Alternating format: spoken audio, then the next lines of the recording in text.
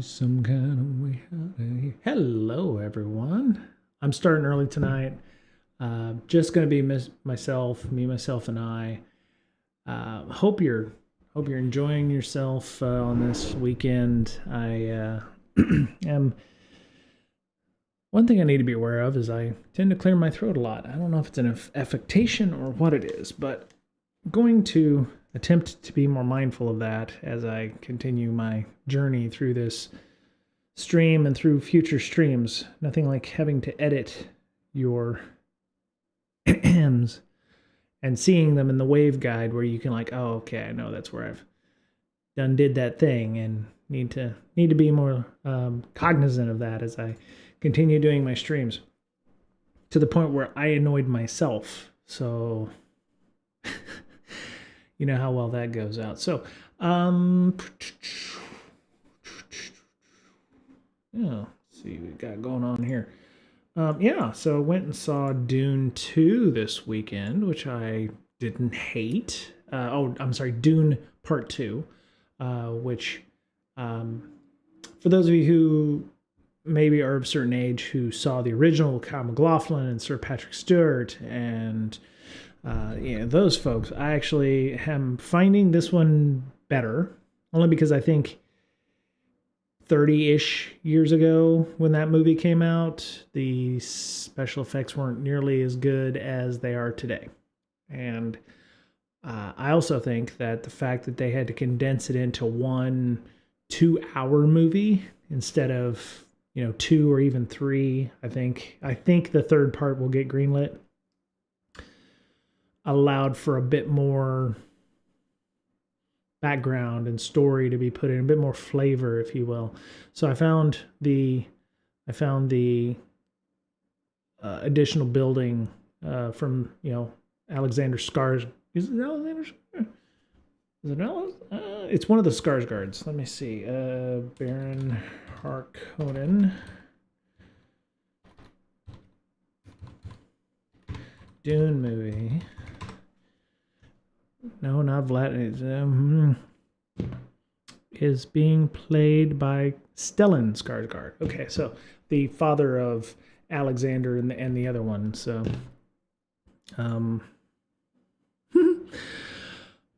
yeah. So, plus the original from 1980 something was done by David Lynch, I believe, who brings his own kind of joie de vivre to the directing. Same guy did Twin Peaks, so it's going to have that kind of flair to it. So plus it was interesting. Kyle MacLachlan was in the Dune movie done by David Lynch, also in Twin Peaks, as weird. So yeah, transition. There we go. All right. So, and I'm being super mindful of the throat clearing. I was editing some video for episode 6 of the Peerless Gamer that I also do. And yeah, I was clearing my throat it seemed like every 2-3 minutes, and it was kind of annoying for me. So it's interesting when you hear yourself and your mannerisms and the things that you do. The ums and the ahs I'm okay with. I'm starting to get okay with that, except when I'm like, or I do something really long like that. So, and if it annoys you, I apologize. I'm working on that. Sometimes I forget to work on that. I've said that before, so I'm definitely trying to work on that. All right, so there it is.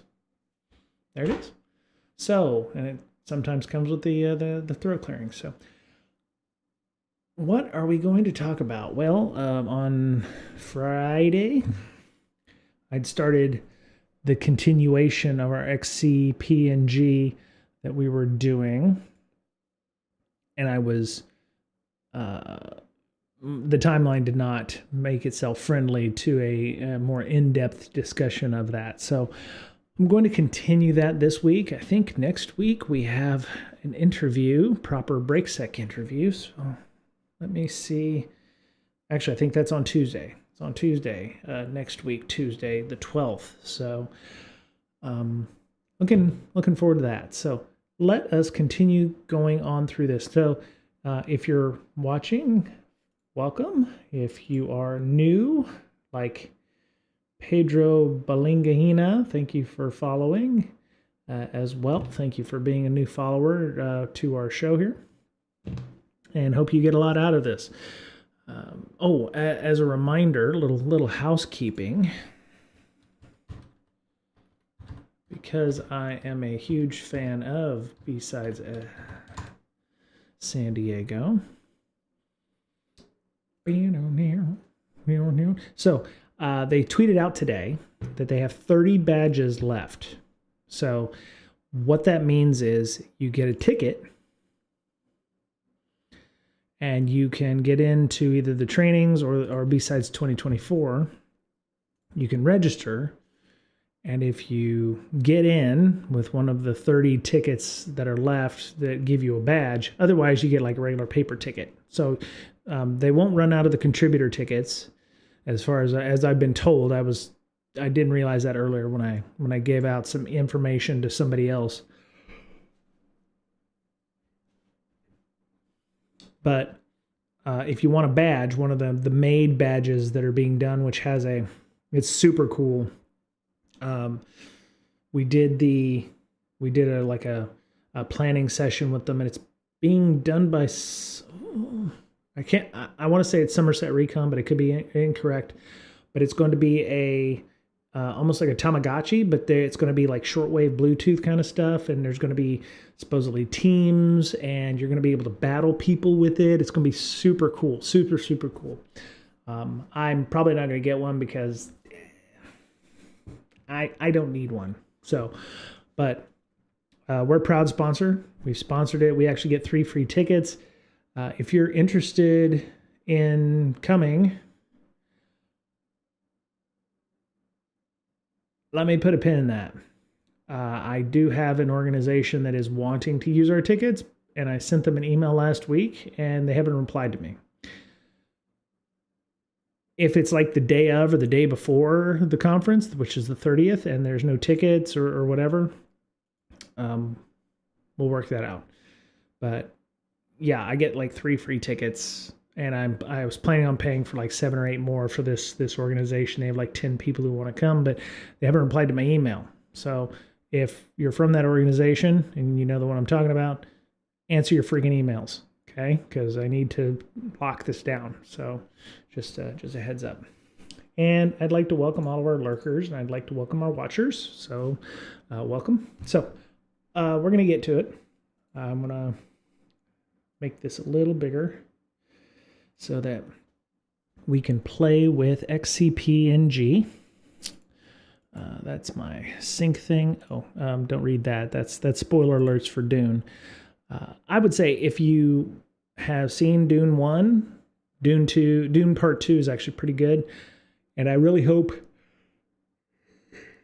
they greenlight number 3. The fact they haven't greenlit it yet means it's probably going to be another 3 years before we get another sequel, or the trilogy, which kind of sucks because officially, I'm hoping officially that they've said, hey, we haven't greenlit number 3, but I'm hoping that it ends up happening because, ooh, what is up with my camera?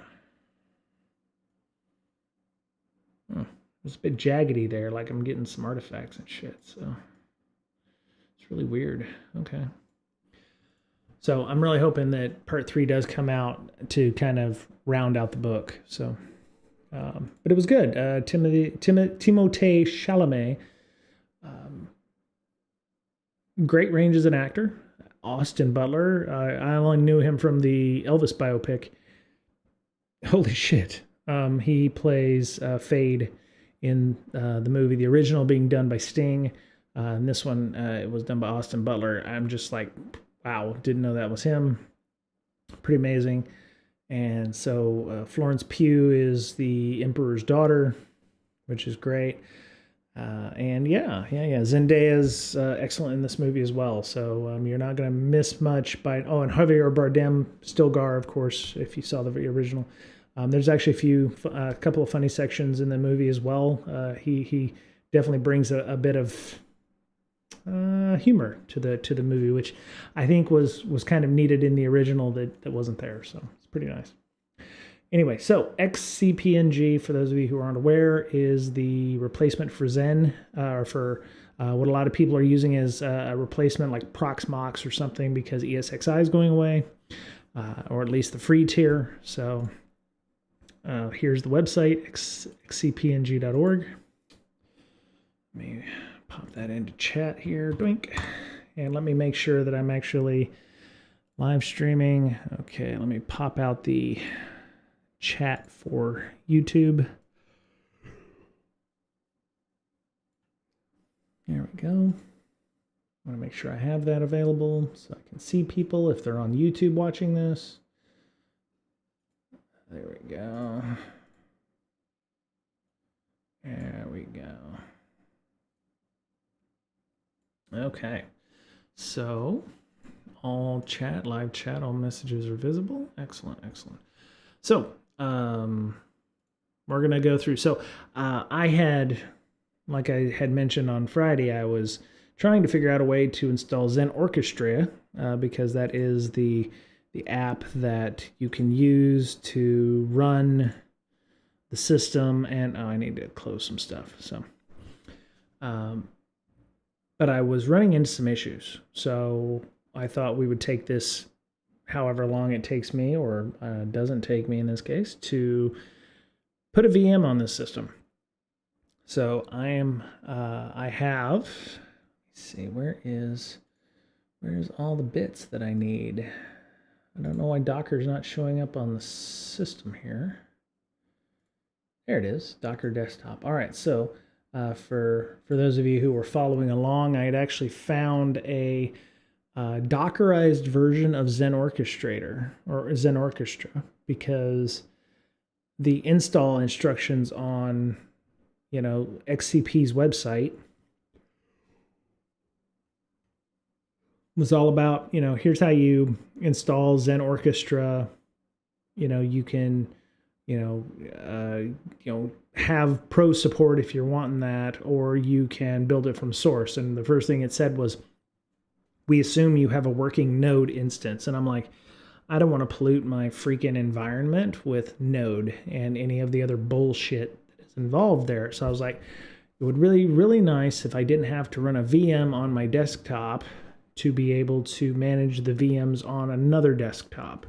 And I hit upon a thought. It was like, well, maybe there's a Zen Orchestrator instance in Docker. And there is. It's actually, there's multiple versions of it, but the one that I have, and I'm gonna trash this one. 409 code is in use. Delete the container that's using it and try again. Okay, so we've got a container. Okay, see here. So delete the container, and hope everybody can see that it's not too small. Let's click off that. You're out there, just say hello, ask any questions, even if you have to ask, what's xcp-ng, if you showed up late to the party, no worries. So what we're going to do, and as you can see, I've got Docker desktop running on my Windows box, and if you go search for, in this case,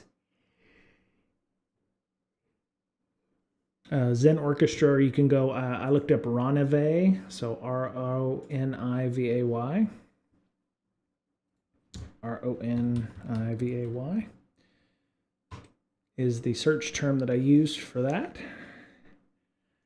And in Docker Desktop, you can find it. Also, they have a GitHub page.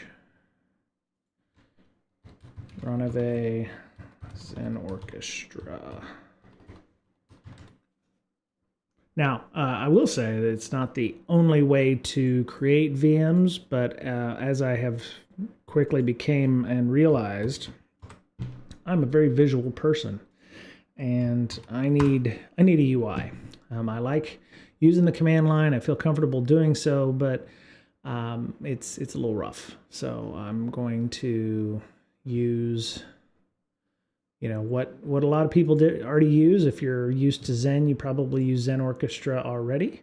So I'm going to go ahead and pull this down because I can grab this version here and pull it down so that I can have it to deploy later. And if you want to know the hardware that I'm running on, you can go check previous streams on our YouTube channel and understand it's a M920Q ThinkCenter.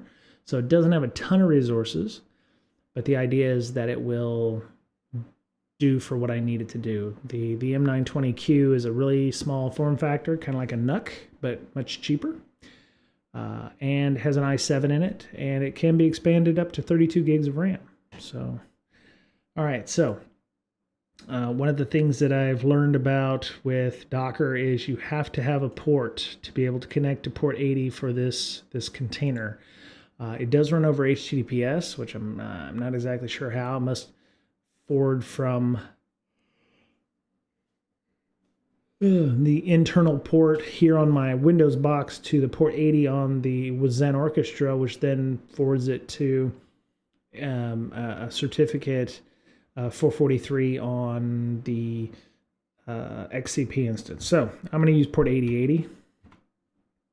Anything above 1024 is not a privileged port, so you don't have to worry about things like, well, you sometimes have to think about it, but it's not tied to any specific service, so like port 80 is. So port 8080, and you can see everything's running in the background here.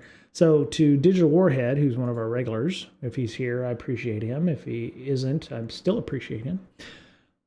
Had mentioned that GPT will be able to help with things like error messages. So if I'm going to get an error message at some point, which is what I was going to go to when we were interrupted. I had to go to dinner. So as you can see, everything's running. I will also pull up, let's see, Docker notification. Hypeboss, sure. Elgato, where is the, that's really weird. Okay. Video capture device. I'm going to turn on the HD60 Pro. There it is. Okay, so this is the screen you get when you install XCP on the box there. Shrink this up a little bit. There we go. This is the UI screen that you get. So I could also use a terminal window, which is actually what I was using before, but actually that would make more sense in this case. So let me go ahead and hide that and turn the terminal on. And I'll just SSH as root to 192.168.1.51. All right, and the terminal window is up and running, as you can see it right there. What am I moving around here? Okay, so let's turn that off. Remove that. There we go. And shrink that up a little bit. Yerp. There we go. So the other thing that I did was I installed tmux on the system. So I've got tmux running. Control B and C will create a separate window. As you can see down here, I've got two windows now. You can see them 1 and 2. And to switch back and forth between them on tmux is Control B and then hit 1, or Control B hit 0. So now if I go XS console, which is the console that you saw earlier on the screen. So I have a monitor over here that's connected through the HD60 Plus S Plus to the M920Q. You don't want to see my desktop right now. My whole desk just, it's like a Category 5 went through here, or Sharknado went through here. And so this is what you can use if you want to go, and it's an ncurses type interface. So you can use you can use a mouse, or you can't use a mouse, but you can use the arrow keys on your desktop to go left or right. You can go left to, or right to, to go forward and backward in the UI, and up and down to select your various things if you want to look at them. All right. Oh, that's one. All right, so status display. says, you know, when connecting from Zen Orchestra, this is your key fingerprint. The security people on the stream here are like, oh my God, you just, you know, do it. Whatever, dude. I'm going to blow this away whenever I figure out how to do everything and reinstall everything in the first place. So have at it, you know, copy, paste, make your screenshots, whatever. It doesn't matter. It's not exposed to the internet. And my threat model is such that if you own up my Zen Orchestrator or my xcp, you're going to be okay. So, all right, let's see. So, one of the things I wanted to do was, what's this updater? Let's see, script to install it, all its dependencies on different Linux. Yeah, so this is the script to build Zen Orchestra, but there's also, like I said, a Docker instance. So everything's running nicely here on the Docker instance, which you can see that on the lower right-hand corner of our screen. I'm going to log into it, go 192.168.151, port 8080. Oh no, I'm sorry, localhost 8080. There we go. So what you see is the desktop, the default credentials for Zen Orchestra is admin@admin.net, and the password, of course, is admin. So you just sign in.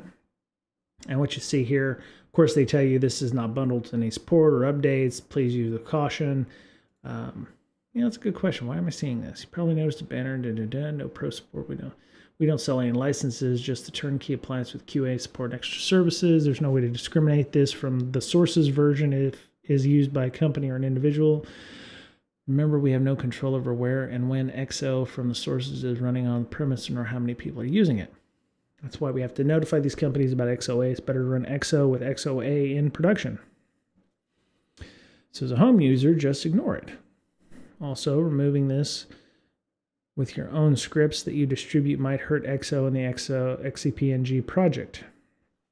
Indeed, since XOA is our main revenue stream for both projects, this banner is important to get the attention of companies potentially interested by that. Driving revenue helps us develop our fully open source products faster and quicker. We're not Facebook or Google with giant ad revenue, and each dollar or euro earned by selling is directly 100% invested in XO and xcp-ng. So there you go. Make sure that if you're using this in a production environment at your company, maybe you suggest, you know, licensing the XO product. So, all right, so I'm going to add a server. And as you can see, I blew it away and restarted, so all the configurations and anything that I've set in the one on Friday is back to normal. So my xcp-ng instance is entitled Mothership. I titled it Mothership. We'll call it Mothership XCP. Address 192.168.1.51. Password, in this case, the username and password is your root account. So in this case, it's root and password there. So the other thing, like I said, you want to allow unauthorized certificates because I'm connecting and I haven't put a TLS cert that I've generated myself. So it's a self-signed cert. Obviously, that's bad. You want to, as soon as you can, set up a TLS cert with, you know, something you can trust in your own environment. But for a home lab, yeah, you can go through the Let's Encrypt, or you can do whatever to get yourself a TLS cert. But you know, if you're just using this for your own edification, you can turn off the unauthorized. You can turn the allow unauthorized certs, and you'll get in. So we hit connect. No, not now. And so it's waiting up. So you know you've connected when you get your pool here on the system.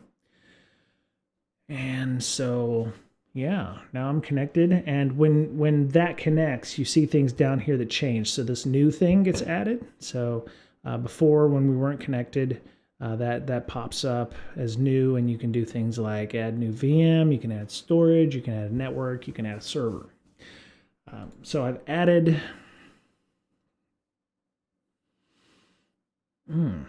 Interesting. So on the terminal, let me go back to the terminal here. So, that's interesting. So what I've done is I've actually done some setup previously, but then I have somewhat wiped it, right? So you go to dashboard, overview. As you can see, I've got a host here, which of course is my 920Q pool of resources. So I have, 5 XRs. Oh,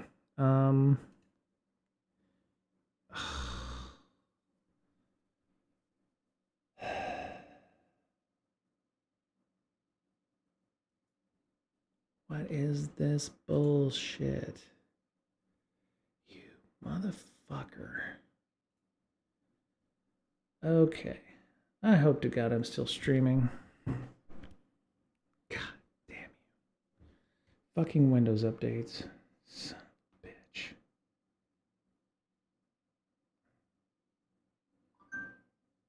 You are a rat bastard. Okay, so according to this, it still says I'm live, but my screen has crashed. It says OBS has crashed. Would you like to save crash log? I have a feeling that if I did that, it would go terribly, horribly bad.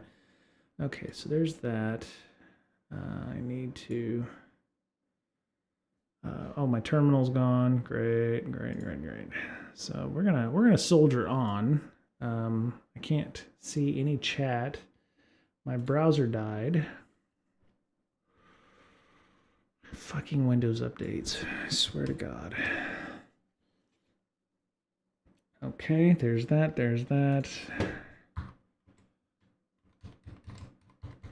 It's not fucking necessary to do that. We couldn't update Windows because your device wasn't free at the scheduled time. Yeah. Just die in a fire, okay? Just fucking die in a fire. I'm not gonna wait a fucking hour so you can just bite me.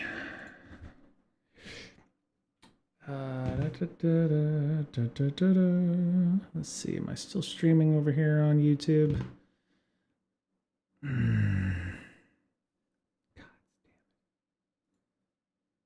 Okay, so I'm still streaming. But I don't have any background. That's just lovely. So yeah, great. Okay. Well, keep an eye on chat. Let's see. Creator mode, stream manager. Still one viewer. Appreciate the one viewer. If you're a chat bot, get bent. Let me see what's going on here. Where's creator mode at?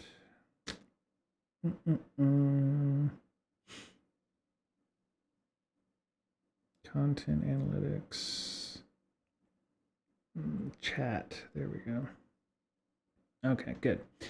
Going to keep an eye out on chat since I can't see anything in the OBS, and make sure that I can see all the chat in YouTube. So sorry if you got kicked.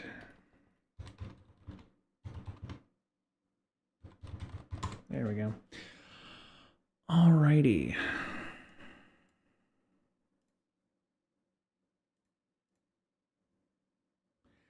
Okay, so, well, a little hiccup, but not too bad. We are going to continue through. All right, so there's that. Zen Orchestrator, self-service, backup, XOA, settings, job, hubs, proxies, about,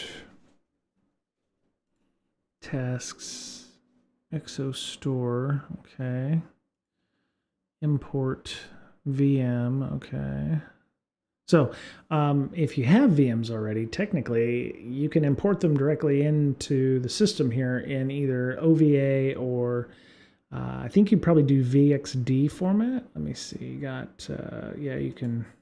So you can see the two ISOs that I've created, or the two storage repositories that I've created. One called ISOs and one called local storage. I actually created another one called Debian ISO, which I shouldn't have done, but really I'm going to try to keep them in ISOs and local storage.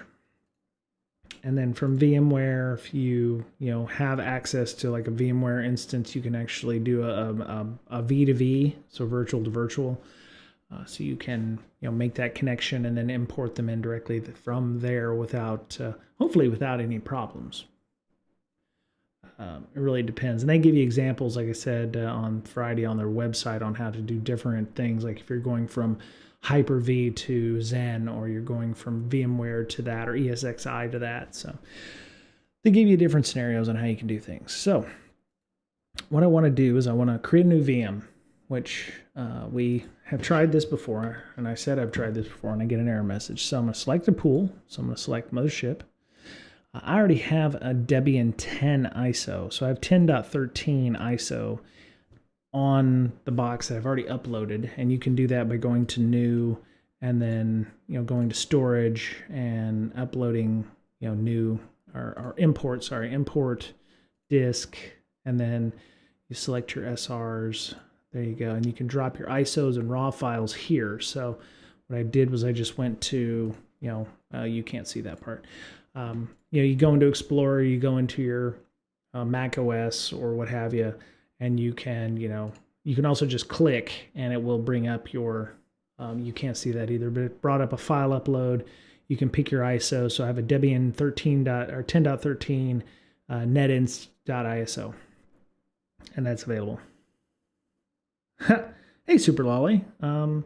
Welcome. I just saw your chat on the phone. My computer decided to try to reboot itself, and so I'm dealing with that. So I'm doing all right. I'm doing okay. I'm learning how to use XCP because I like pain. I don't know if it's because a lot of things I try just end up turning to shit for me. So just trying something new every week. So they have templates. So they're like profiles in VMware. So when you're creating a VM, it tells you, how many hard drives do you, how big your hard drive is, how many CPUs you want to use, maybe your GPU, that kind of thing. So they tell you your virtual CPUs and how much RAM. So obviously 1 gig of RAM is not going to be a lot. So I would say 4. The one thing you want to remember is be cognizant of, and that's what part of the dashboard is going to tell you, is how much RAM you're utilizing, how much storage you're utilizing. You don't ever want to try to create a VM on a system with 32 gigs of RAM. You only have 32 gigs because you want to keep that under. I would say you want to put no more than, say, 4, depending on what it is. If it's a Windows 10 box or 11 box, you might need to put 8 gigs of RAM on it. But for Linux, I would say, unless you're doing something really heavy with it, 4 would probably be enough to start with. So what I'm doing here is I'm just doing a proof of concept. So 2 CPUs, 4 gigs of RAM, default behavior. I don't understand the difference between these, so I'm just going to keep it with 1 socket, 2 cores. If you add 4 cores, it obviously gives you other options here. So 1 socket, 4 cores, 2 cores, 2 sockets, 4 sockets, 1 core. I don't know how that affects it in performance-wise or architecture-wise. There may be a reason for that, but you need at least 1 or 2 cores, or 1 or 2 virtual CPUs for each VM. So yeah, Super Lolly, how easy or fast for it to create a pen testing environment? We're going to find out, because I actually haven't been able to figure out how to make it do a VM for me. I get an error message every time I do it, and that was one of the things Digital Warhead said. You can use things like ChatGPT to help you find error messages a lot quicker. So we're gonna try that tonight. I've got about an hour and a half that I can play with here. So I'm gonna go to, you can see under the ISOs, the Debian 10.13 ISO. I don't worry about the MAC address. It's going to auto-generate that for me. I'm leaving the network alone. They give you a couple options. You can use internal network. So like with VMware, you can say, well, I want to use this internal VLAN, or I want to use, one that will give me a DHCP and allow me to, go out to the internet and do other things. So I'm just going to leave this with ETH0. The storage repo, the SR, is the big drive that I have in there. It's a 1 terabyte drive. So it's got storage left over, 856 gigs of RAM, or 856 gigs of space available. There it is, number 2. And because, it's Linux, you don't have to make it overly large. So I'm not going to make an overly large VM. I'm just going to give it 40 gigs of hard drive space. And you can change the description whatever you want, like, Brian's VM, test VM. You can make that whatever you want. Ideally, you want something that's like a unifier, because if you have 15 Debian Buster VMs, what does each one do? So you'll have one test VM, website, something like that. And so the problem comes. So I've created all these things. I don't play with the advanced settings because I figure it's good enough afterwards. So I'm not worried about dynamic memory or max memory. It feels like all of these are optional if you wanted to do that. You can even add, if you've got multiple GPUs, you could also set GPUs. If I had this running, if I had Zen running on bare metal on the streaming box that I'm using right now, I could set as many GPU cores as I wanted. If I forget how many the 3060 has. Let me see. NVIDIA 3060 GPU. Yeah, so let me see.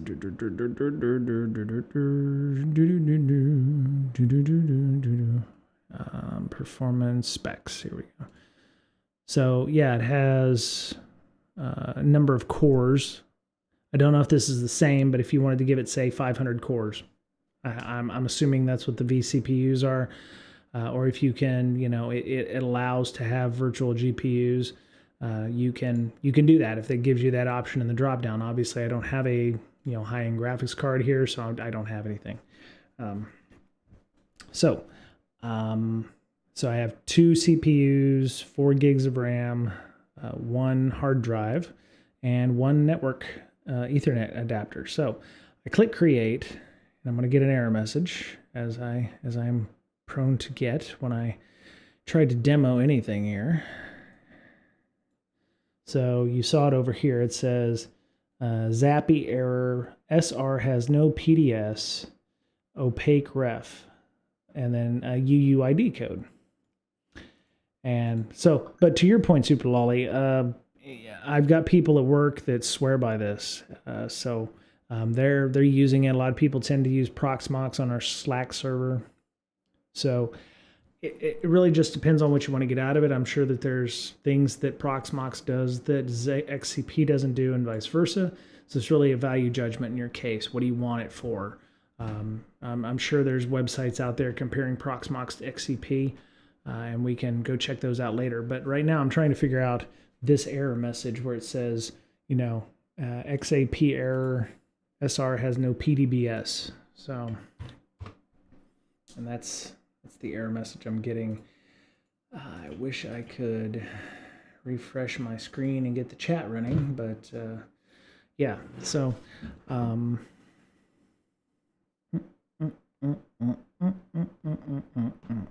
we go.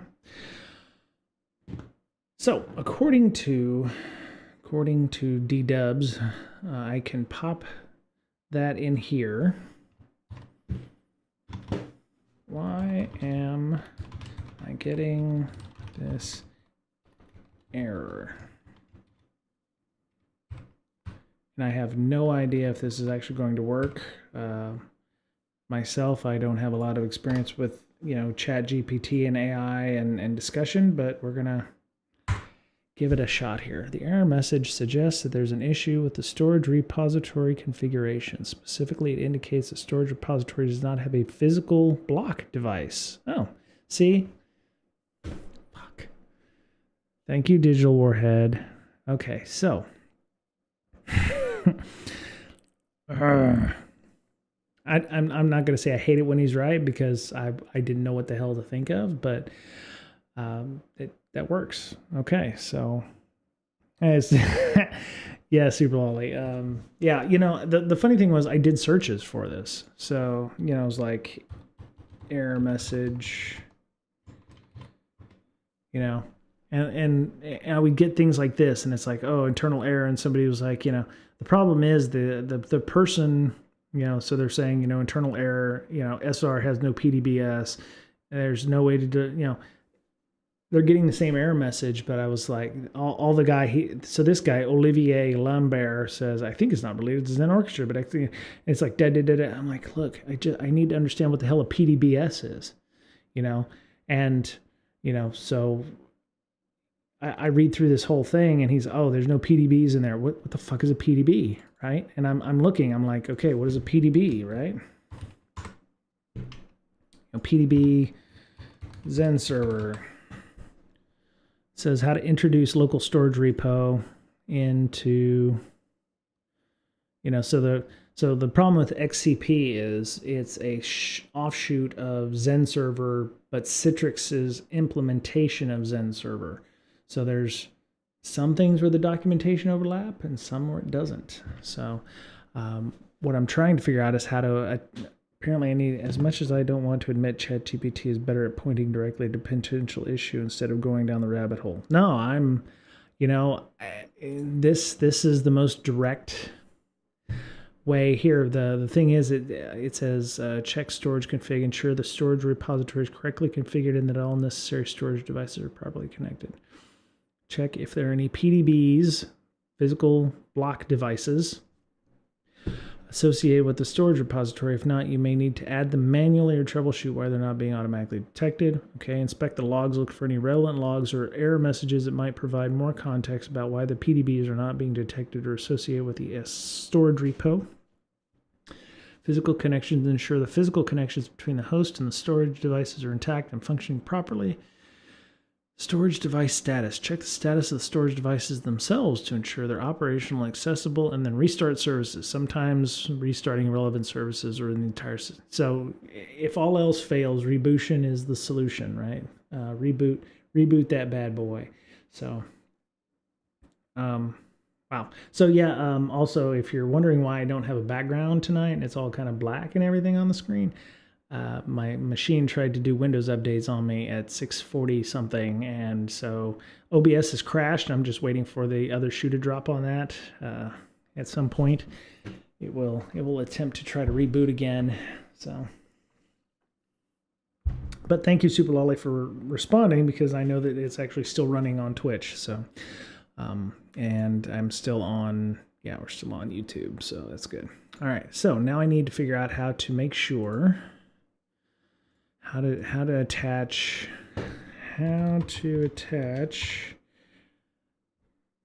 PDBs to SR. That's not correct. That starts with an X, but it's not Zen server. So let's back this puppy up. Wow, they use PDBs everywhere apparently.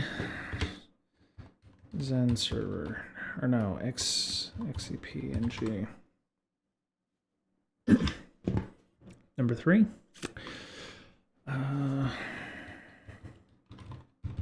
need some music. Get some lo-fi girl up in here.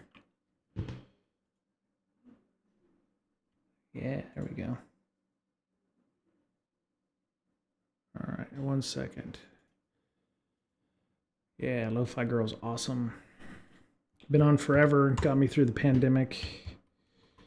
Turn that down a little bit. And I will turn on Pot Player.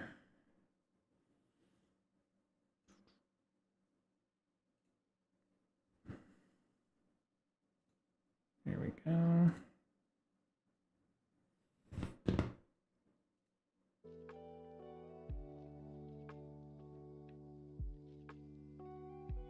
Yeah, get it.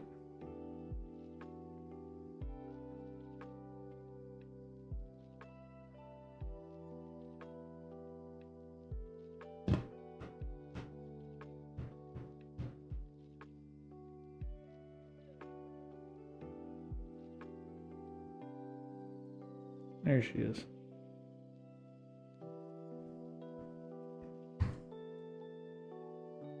There we go. Put that up in the corner. All right, so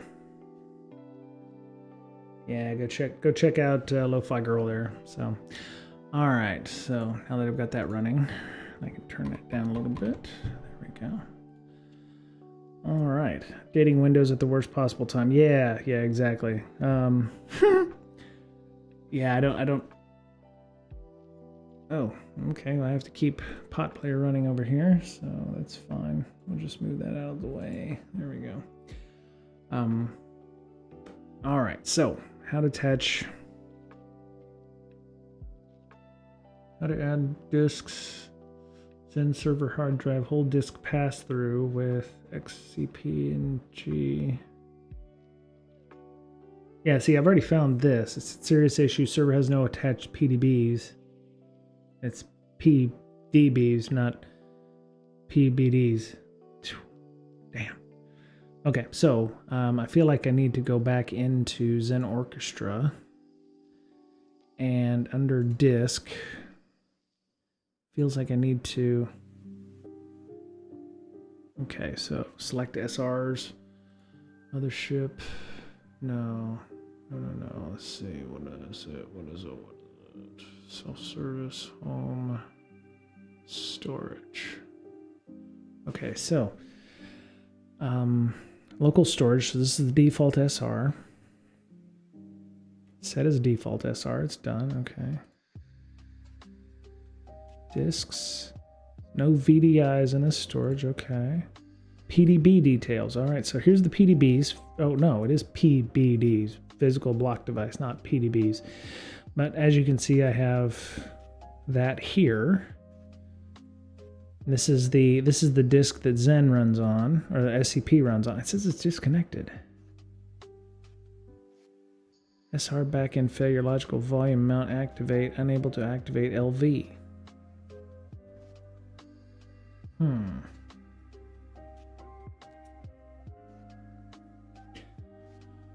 Why am I getting that error? SR backend failure 52, logical volume mount or activate error, unable to activate the logical volume.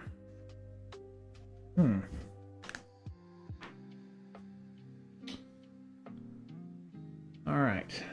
So I'm standing up, by the way. So, the thing that I had an issue with is mount A. So, okay, so VI Etsy FS tab. So as you can see, I had to go in and, sorry, this is not small. There we go. All right, so I actually had gone in and mounted SDA to 1 terabyte, but I don't think that that's correct. Feels like I need to connect the UUID here. I don't think there's any harm in me blowing this away and rebuilding it because it can't see the SR anyway. So let's see, forget. Are you sure you want to forget this host? This will disconnect the SR from the host by removing the link between them. Yes. Okay, so stats disks. Okay. Refresh. SR has no PDBs, right? Duh. Okay. This is a Zen server, xcp-ng errors. It's funny how Zen Orchestra is really quick to blame XCP on this issue. So, all right. So, cannot read properties of undefined reading interval. Okay, so I'm gonna trash all these error messages so that way I can XO config.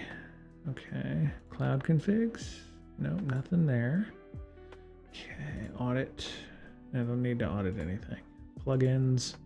So I don't think I need any of these things. I did find it cool that you can use OAuth flows to authenticate to your Zen server, which is great.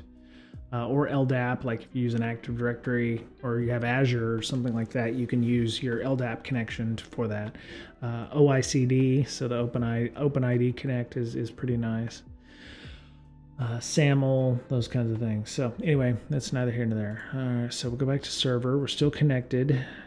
We don't have a pool anymore. I wonder how that works.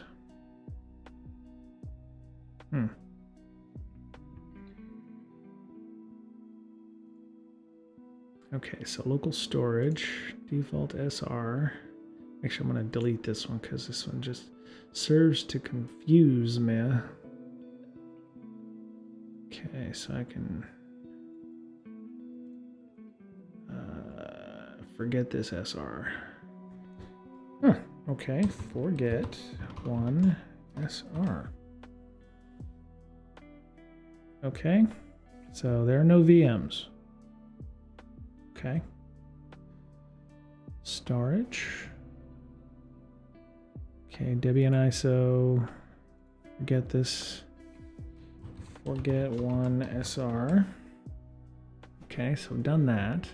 There was nothing in removable storage. Why is that on there? I don't understand that either. Let's get rid of that.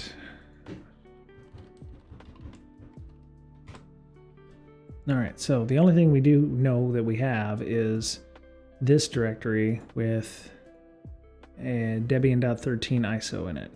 And we can add a new disk, so I can add as many new ISOs as I want to add. And you can see it's mounted to /media, so if I go cd/media, you see the UUID for the image file or the ISO that I uploaded for Debian 10.13, and it's connected, which ironically enough means it has a PDB connected to it. So it feels like the location is the PDB details. Legacy mode true. Interesting. So I go back to disk. If anybody's had an experience in their outside chance that they're watching this, feel free to leave some feedback on YouTube or say, hey, Brian, I had experience doing this. That way I can learn and everyone else can too. So we go to storage. So we're going to create a new SR. So the host is going to exist on mothership. Storage name, we're going to call it big SSD. I don't want to get too fancy here by putting in any special characters and maybe causing it to get all stupid. Big SSD, I know what that means. That's the Western Digital SSD that's sitting in my M920Q. Storage type, so we're making it a local connection. I think I make it ext file system.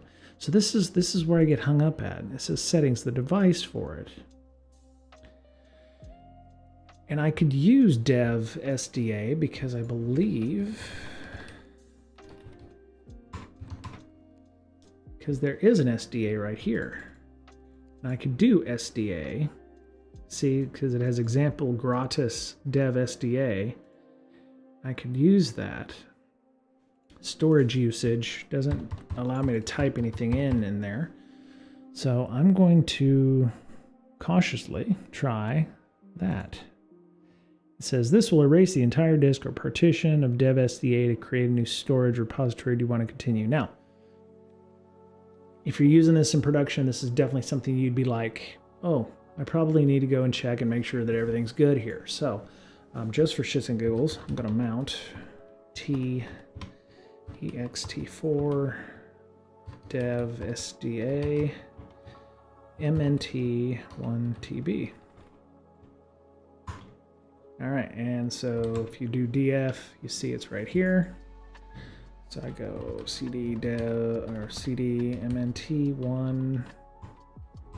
So there's nothing on there except the lost and found folder, which is where lost files go to die. So I could probably rm rf lost plus found, and now I have nothing on the drive. It's completely blank, right? And as you can see, df-h, I'm It's 916 gigs. I'm using 870 gigs is available. I actually had an issue with this earlier where I formatted the drive and I only saw like 757 megs. And I was like, what the hell's going on?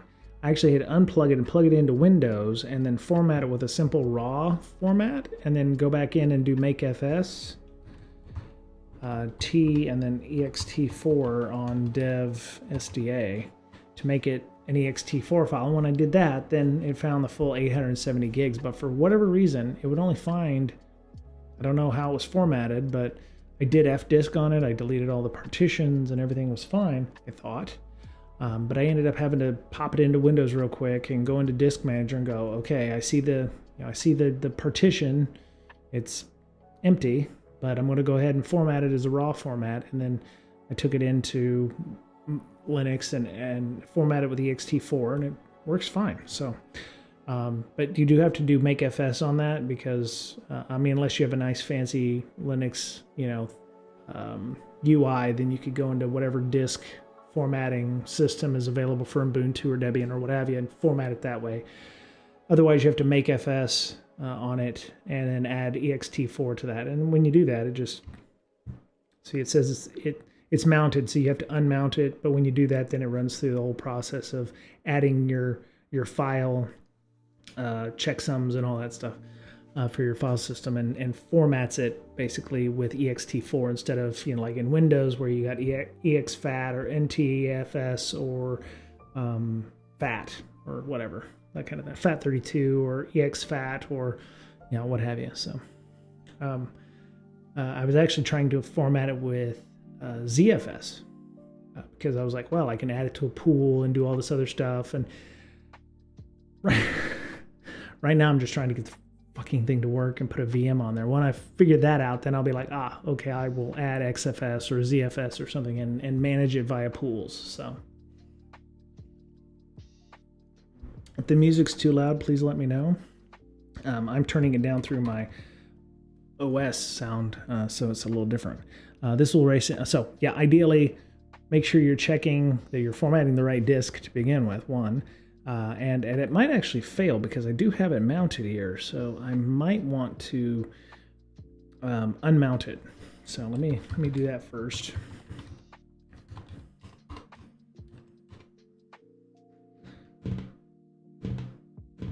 Oh, there we go. I was inside the directory, so I can't unmount it because I've got lists. I lived in a time before list of open files was a thing. And I love list of open files. That is an amazing, amazing tool to figure out things like what services are running and connected to which ports and whatever. It's a really great tool. So anyway, all right. So this will erase the entire disk and partition to create a new storage repository. Do you want to continue? Yes. Okay. So it's creating. I've got no error messages. Everything's working? Cross fingers, yo.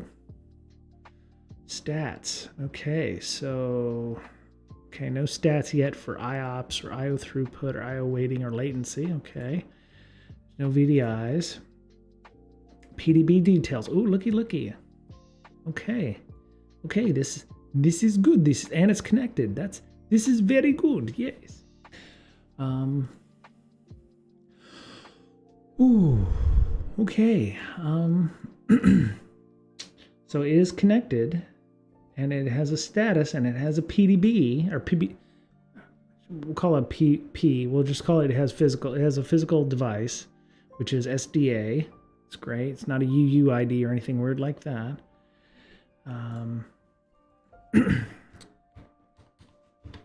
SSD. That's 4.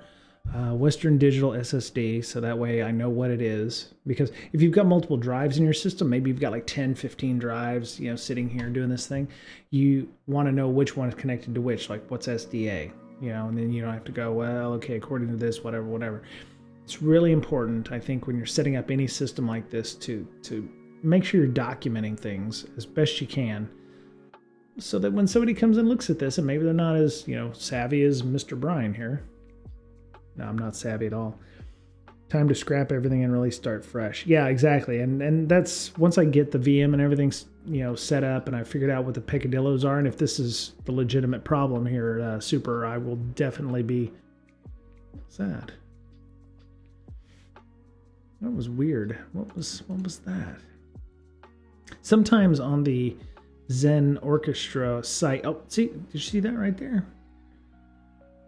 The tasks, it pops up a 1 and then it goes away, but I don't see any kind of issue here. Maybe this is the one that's talking about last seen 7:20:47 p.m. Yeah, see there it goes again. Oh, okay, so it's doing an SR scan for ISOs, big SSD. Okay, so it found that.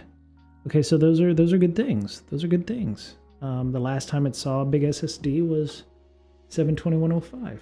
Excellent. Okay, so it's going to constantly do this scan, so we should expect to see that. Okay, I am going to... I'm going to select a pool. Mothership XCP. 5. Test deb10 VM. Yeah, your devices have feelings once we threaten to wipe and scrap everything. It works. I have had many times in my career, both giving and receiving, where it's like I walk over and somebody's like, "Oh, this doesn't work," and I walk over and I'm like, "Oh, hey, what's up?" And they're like, "Well, when I do this, it doesn't work." And they run the same command and it works. And I'm like, "Great." So what I'm hoping is I got some Super Lolly energy here on the stream with me, and it will now work because Super Lolly's here and is going to help me save the day. Solidarity. Thank you, Super Lolly, for joining me on this this cool Sunday evening. Exactly. IT Mojo is real. It is real. So I'm going to go back through and do like we did before. I'm going to leave this at one socket with 2 cores. The ISO. Hey, Cybercoster. I'm running at a bit of a deficiency. I'm looking at my phone while chat is going on because my OBS crashed while I was trying to do patches. So Cybercoster, welcome. Thank you for coming and hanging out with me on this Sunday evening. How your printer playing pranks and decided not to work, or you're printing it. Yeah, I haven't printed in years, but I definitely feel that, where it's like, okay, I need to print this doc so I can scan it back, or I can do whatever and fold it, send it on. And yeah, I kind of just got around that by having a tablet now that I can write on. So I have a Surface that I use that's really great for that. I have found I don't need to print anything anymore, because I used to have to print the document, sign it, scan it back in, and then email it back. And I was like, God, that sucks. Well, Microsoft Surface is really great for that. And even an old Surface with a stylus is good enough, I think. So, no, Cybercoster, you took a week off and you feel terrible watching you and others work. No, don't feel terrible. I'm glad you were able to take that week off. I'm glad you felt... One, I'm glad that you were able to do so and didn't feel too guilty about it. I've been talking with a lot of folks like that on Twitter recently, where they were like, "Oh, unlimited PTO is garbage," and it's I don't understand that the unlimited PTO bit. We'll talk about that in a sec. Let me actually test and make sure that. What's this? We got this thing here. What's going on here?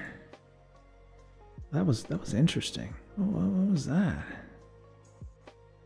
Okay, so this, yeah. So unlimited PTO for some folks, you don't accrue time. It's, you basically don't have a set counter in a year on how much vacation you can take. And there's some folks that feel real passionate about this. It's like, unlimited PTO, they feel like it's something you should earn as part of your job.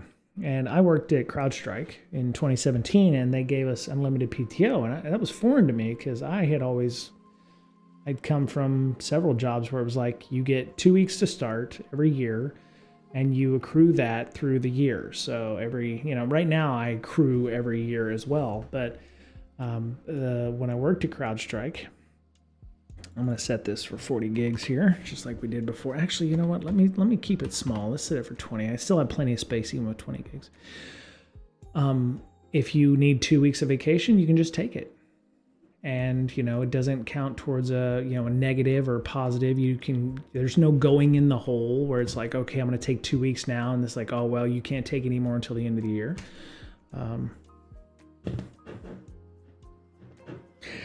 Super Lolly, I don't think HR, I don't see, that's the thing, right? I don't think they use it as a performance metric. If you don't take vacation, is that better than the person who takes all their vacation?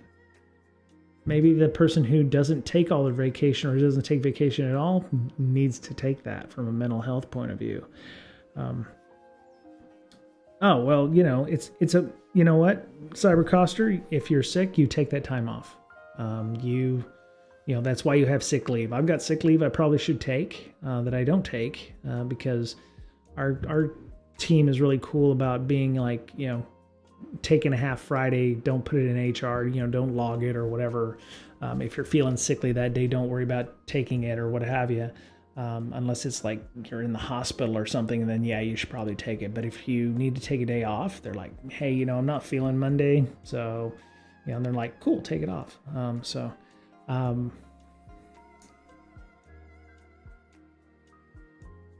my shit!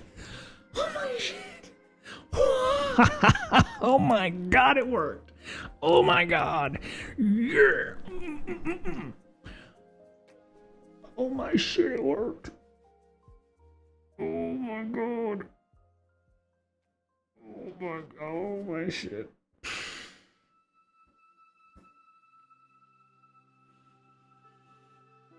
Yeah, Super Lolly. I'm sorry, I'm a little.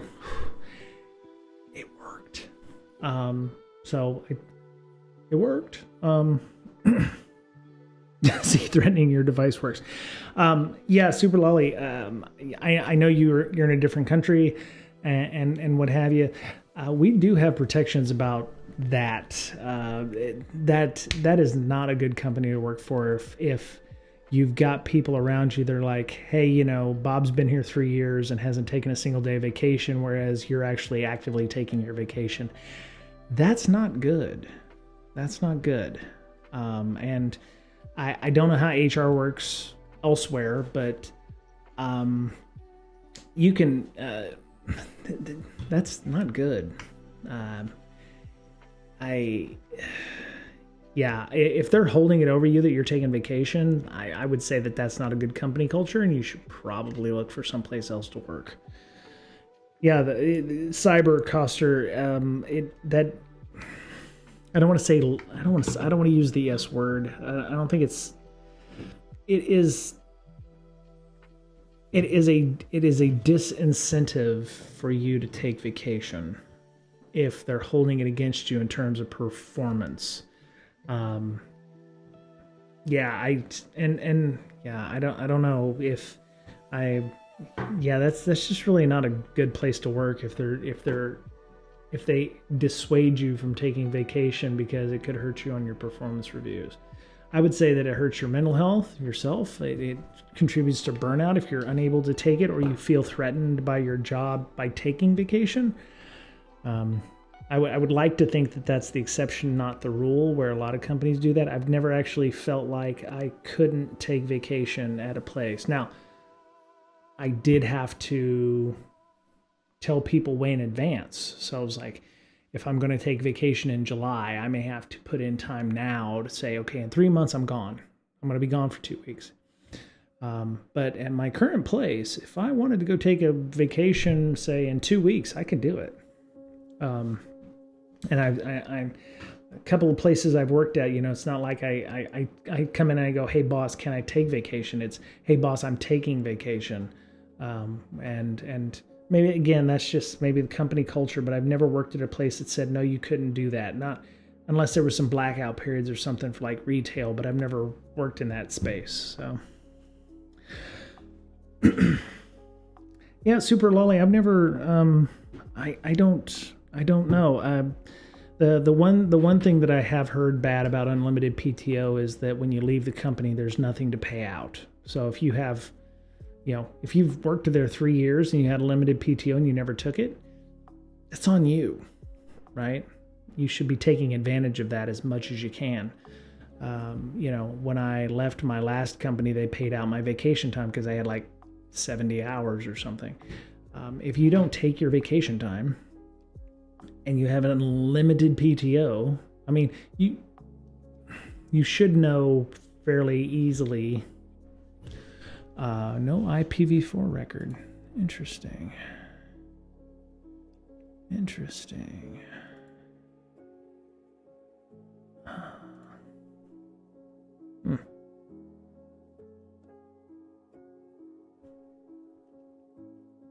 You should take vacation time if you have unlimited PTO. You should take as much as you can. When I worked at CrowdStrike, we had unlimited PTO. I took anywhere between 6 to 8 weeks a year, including several 2-week periods for vacation time. Now I let my because I was wired a specific way, I let my boss know that I was going to be leaving. I tell my boss now, it's like in December, I'm going to Australia and New Zealand. Or in August, I'm going to be gooning at DEF CON, so I'm going to be gone for the week. I won't be available, that kind of thing.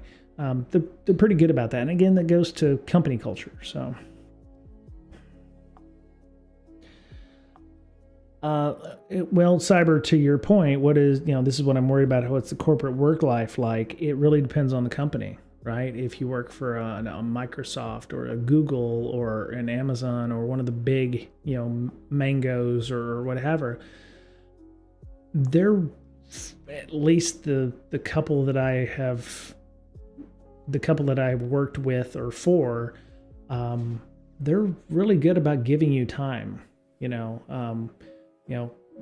half day Fridays, if you've worked, a lot of time during the week, or they definitely give you time off to go to the doctor without you having to, pinch every hour that, they're not charging your bathroom breaks or anything weird shit like that. I'm just so happy this VM worked.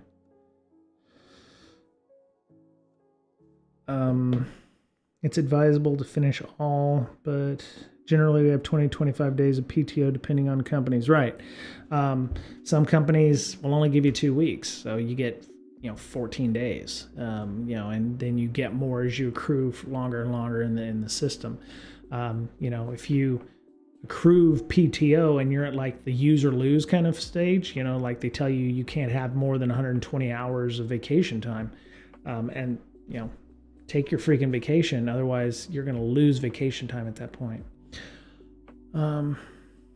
Yeah, you could take admin days to go to doctors. Yeah, at least the place I'm working at, it's like I tell them, hey, I'm going to be out of office for a couple hours. I'm going to go to the doctor or something like that.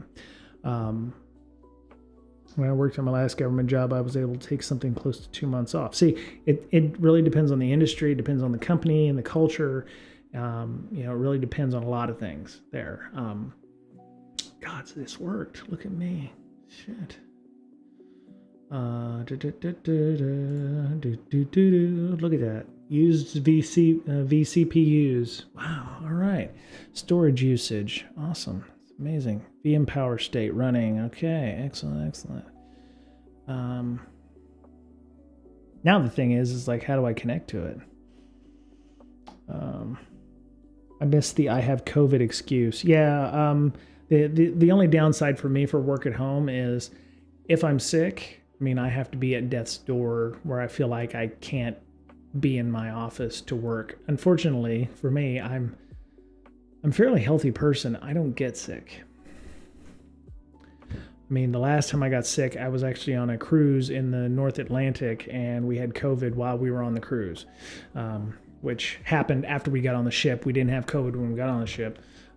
Somebody came on the ship with it and ended up spreading it like a plague ship. So, but I don't get sick. The last couple times I have been sick has been COVID, and that was that time in August of last year, September of last year, something like that. Yeah, Super Lolly, it's working. The only other thing is I don't have a yeah. So Buster's running, but I don't have an IP address. It says it has no IP address. So I need to figure out why I don't have an IP address. Maybe I use the internal host network. No. ETH0. Select an IP. It says no results found. So it is connected. It is running. Advanced settings. TX checksum. Okay. So I have a MAC address. It's supplied it with a MAC address. Yeah, it's not liking that IP address. So let me see. How do I shut this bastard down? All right. So I hit stop. Wait, let me see what options I got here. Migrate, snapshot, export, copy. All right, so stop. Do you want to stop Buster 10? Yes. Force shutdown, because I'm not doing anything on it. Fast clone, migrate, snapshot, export. If you tested positive, you still had the obligation to stay home to stop the spread. Yes, absolutely, Cybercoster. Yeah, if I'd done that, but so far, the only times I've ever had COVID. No, I had okay. So it was, it was on the ship, and we stayed sequestered in our cabin, self-sequestered, until we were over it. So, yeah, we didn't. Yeah. So, but yeah, it's. I get it. So now I need to figure out how to get an IP, because I thought that was going to work. So, settings, servers. Okay. Wow. Combination of Cybercoster and Super Lolly sealed the deal and made me get a VM. Awesome. Fantastic. But yeah, it was fairly polarizing, even on Twitter. It was like, it was almost like if you didn't. I actually considered unlimited PTO a benefit better than it was like, oh, you get 2 weeks a year, because then it was like I have to accrue 2 weeks before I can actually do something, because some companies won't let you go in the hole. It's like, I need 8 days off. Well, you only have 6, so you're only going to get 6, and you don't get paid for the other 2, which has happened to me before.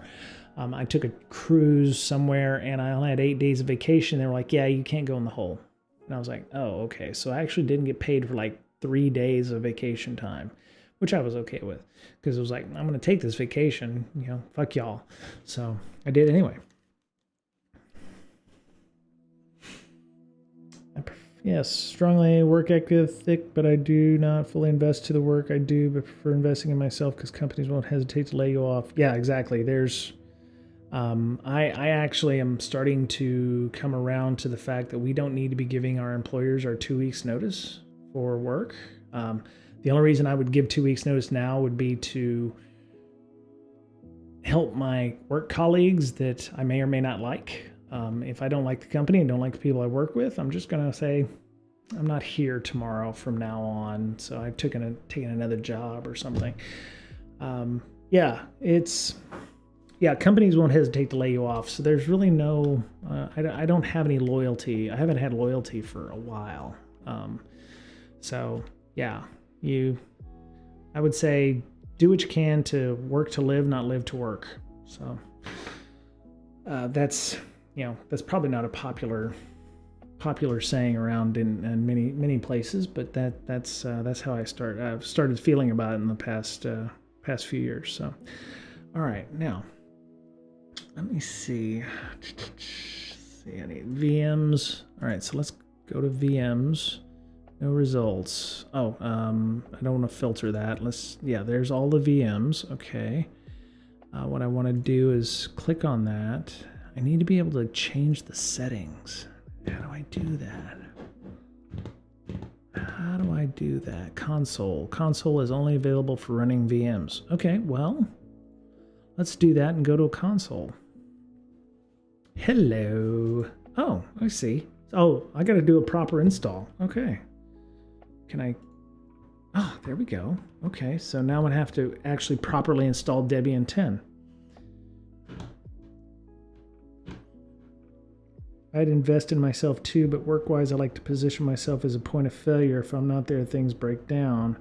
It shielded me from layoffs, but need to be on standby all the time for vacation. Yeah, see, Super Lolly, that's the problem.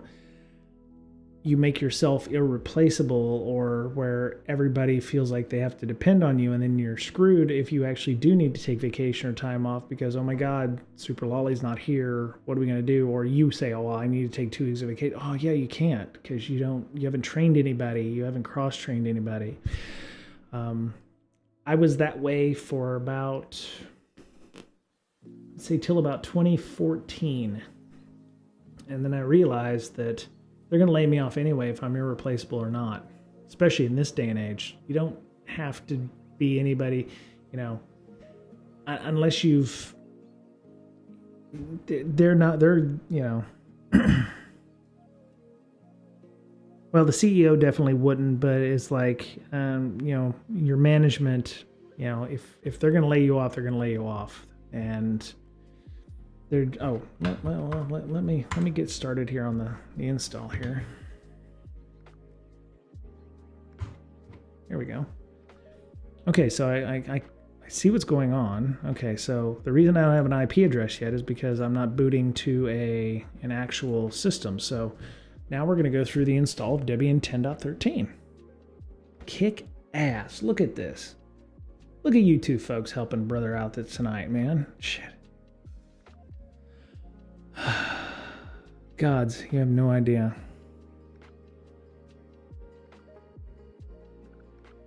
Oh, right. No, yeah. Quick, we need a new Super Lolly. Where's he at? No, I sorry, I'm just, yeah. I didn't pick up you were dropping. It would be funny to hear a CEO say that, yeah, or, where's Rooster, so.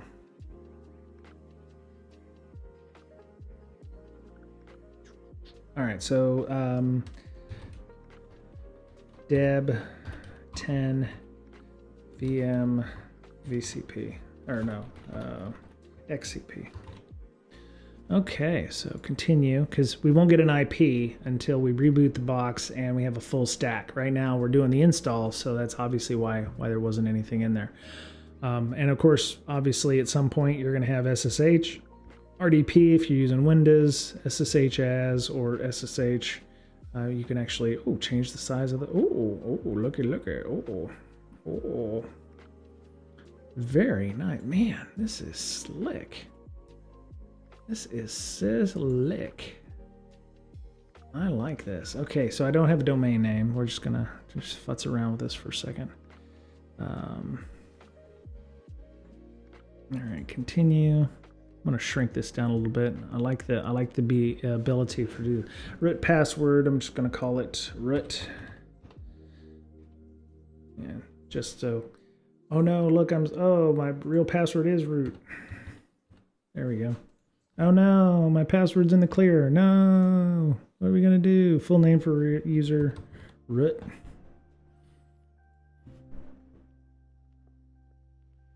Really wished OBS hadn't crashed on me. Oh, you know what? I've been doing this the wrong way the whole time. 1 second. Twitch.tv bricksec. Forgot the chat window. There we go. Now I can pull up the chat window proper over here. So, okay, there we go. Very nice. Just have to. Yeah, there we go. All right, cool. So, 6. All right, that's excellent. Look at that. All right, so get my shit all situated here.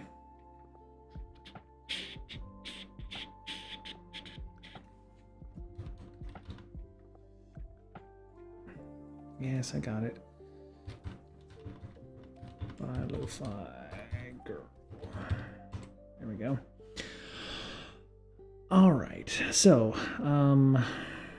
oh, right, continue, installation, no, there it is, all right, root, okay, continue, username you as reserved, oh, okay, back, root password as root.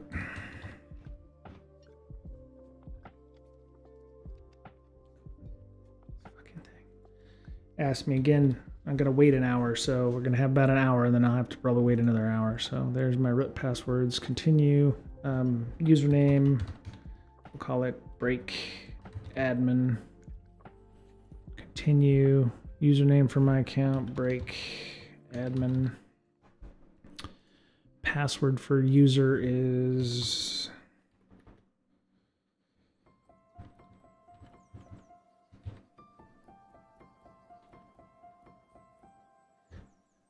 Password is super lolly. Super lolly's password. What? All right, and then we're in Pacific time. Ideally, what I want to do is I want to see if it will actually boot up and give me an IP address once it's started up, because that's the whole idea, the whole thing, right? So use entire disk, 21.5 gigs. Oh, you see what it said, Zen virtual block device. One of the things that it made mention of is if you want to use thin provisioning instead of thick provisioning, use ext for the file system instead of large volume. So this will flex, right? It'll use up to 21.5 gigs of drive space. So Debian's not going to install and use all 10 gigs, but it gives you that flexibility to be able to move things around. All right, so all files in one partition. Finish partitioning right to disk. Yes, I'd like to write changes to the disk. I like it's fairly responsive. I mean, you can definitely see the trail from both mice, but it's not bad. It's not bad. Oh, there it goes. Installing the base system. Get it. Okay, Cyber, no worries. I'm glad you were coming to hang out. If you can't make it back, it's all good. I appreciate you coming and hanging out tonight, though.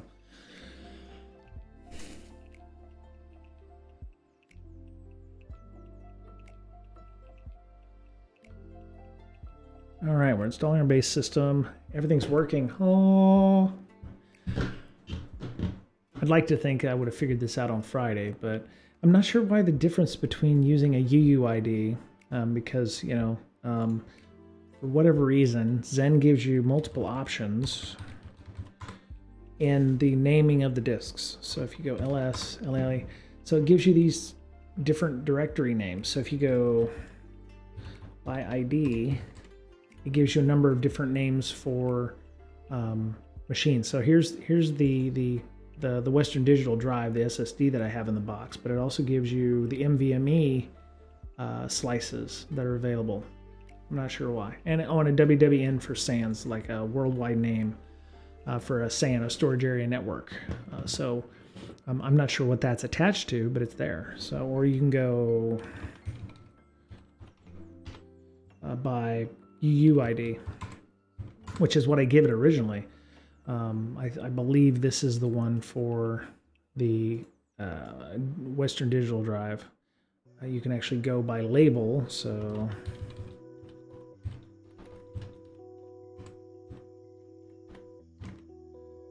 yeah, see, these are different slices on the NVMe drive. Doesn't show the ATA drive. I don't know why. So and then you can do part,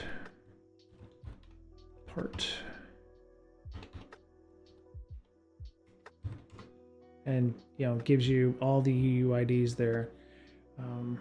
So yeah, I don't know why it gives you those all those different ones, but yeah.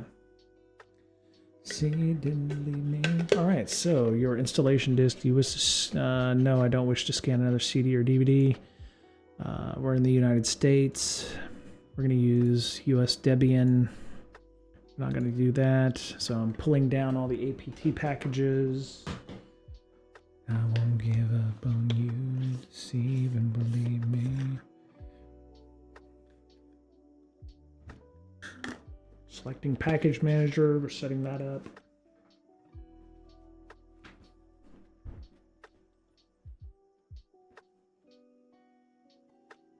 So everything is going well. Console proxy is happening.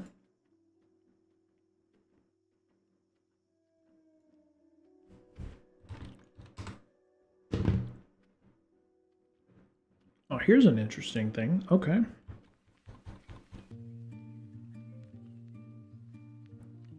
So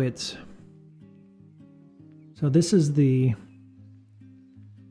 UUID. Wow. Okay. So it's mapped the dev SDA that we did earlier to this big long thing. Dev mapper XS local ext 916 gigs. SR mount is this UUID, which is the Western Digital drive. So if we go back to, you can see B7A95. So B7, so that doesn't even exist in this list.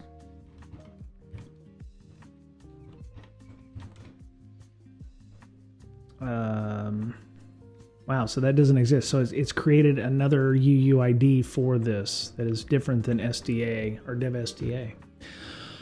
Yeah, no. All right, so we're gonna run these things and okay, I don't need a print server in 2024. Standard system utilities is okay. SSH server. I hate GNOME, so we'll put FCE on here and we'll continue. We're going to pull down 1162 directories or packages. It would have been, I think, roughly twice that with GNOME. So, but again, you know, once I get all this set up, I'll probably just blow away the SRs and rebuild everything. Actually, there's nothing wrong with the current configuration. I just, you know, need to make. Yeah, the other thing I want to do is I want to create a TLS cert using like Let's Encrypt or what have you, to make this happen. So.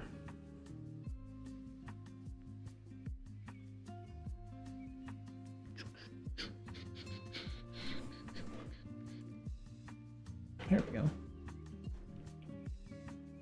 This is one of my better streams, if I do say so myself. That's okay if you want to critique, it's fine. So Super Lolly, you started your Monday morning. What's what's on the agenda? You got meetings to have to deal with? I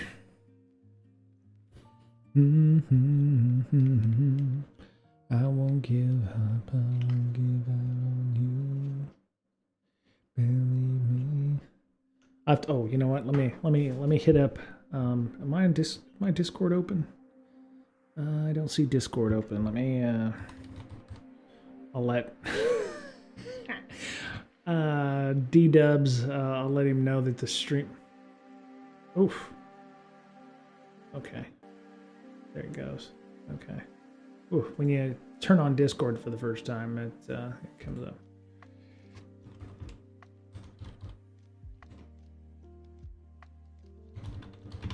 Got the system working. Got the XCP system working. Check the stream from last night, Sunday. All right, let me close that. Oh, what the hell? Okay. There we go. Okay, so it's still running about another 42 seconds. So while we're sitting here, NIST released their Cybersecurity Framework 2.0, Guide for All Organizations. NIST, expands on recommendations to include organizations beyond critical infrastructure. CFSF, we talked about it on the stream or on the podcast in 2014, probably 2016 as well. They've updated the language to be more accessible to all audiences and organizations, including small to large organizations across industries, schools, and nonprofits.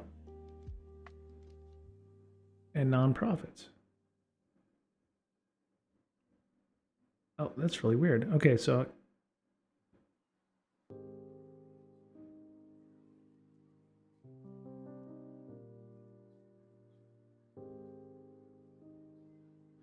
that's really weird. I'm hovering over this and it's doing speech to text for me. I'm not sure why it's doing that.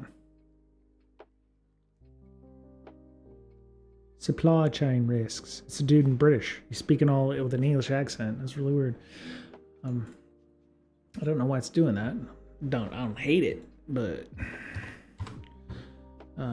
you can go grab that and it's Monday. The system I'm monitoring got issues, and now I'm dealing with support. Oh, and you're on a call with tech support. You know, hello IT. Did you turn it on and off again? Kind of stuff. So they say it's not a single document, but a suite of resources customized over time. Sixth function, govern. So they've added a new govern to identify, protect, detect, respond, and recover. Govern obviously fits somewhere in that list. Probably govern for me feels like it might belong somewhere in the identify, somewhere in the protect, detect area. So it's like govern, you know, addresses supply chain risks. So, you know, these are, you're setting policy, or you're creating that, right, to simplify. I'm interested. Reference tool. Let's go look. Let's see. Oh yeah, let me see where we're at on this. Okay, select and install software. Okay, so we're still configuring. Yes, I wish to install the grub bootloader. We're gonna enter the, we're gonna use xvda. Installing grub-a-dub-dub. Okay, so we've continued. We're finishing install. Requesting system reboot. Rebootion. Okay, so what was this? Okay, console proxy. Okay, we're good. 2 second 1. Okay, loading initial RAM disk. It didn't take long. That's good. As you can see, a couple of console proxies came up, so they must have. They're like. What is it? The TTYs. So you go Control Shift 1, Control Shift 2. All right, so I need break admin, and then our password was super lolly. I bet that's not the right password.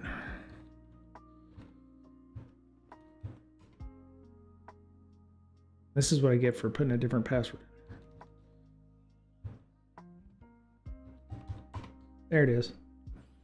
All right, so welcome to the first panel startup. Okay, so let me go see. Does it have an IP address? It has an IP address. Network. No IP record.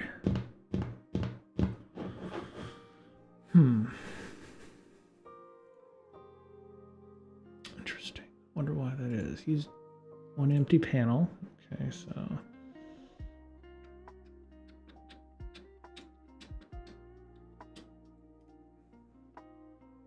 So if we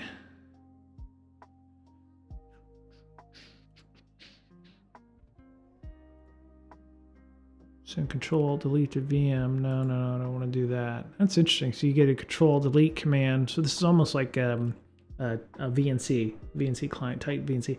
There's obviously network connectivity going on here, or it tried to make an IP address check. Let me see.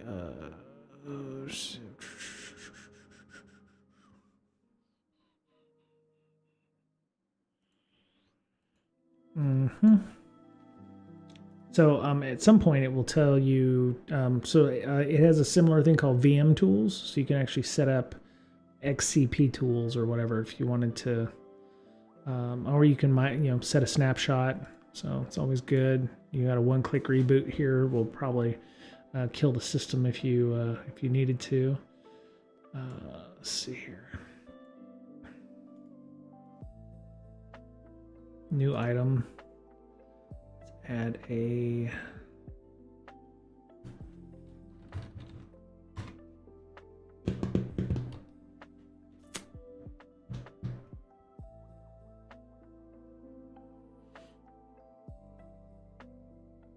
there it is. There we go. Close.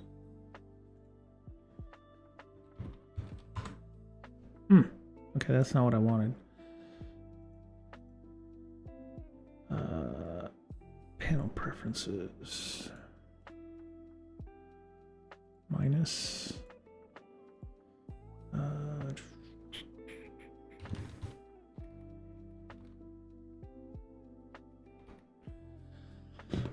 Applications menu, add. There we go. Close. There we go. Terminal emulator. There we go. Ding, ding, ding. All right. So does it have an IP address? IP ADDR. All right, so we have a ETH0. Oh, 1.52. It's weird why it doesn't report that to the system. So if I do, let me shrink this down a little bit. There we go. All right, so if I go sudo apt update,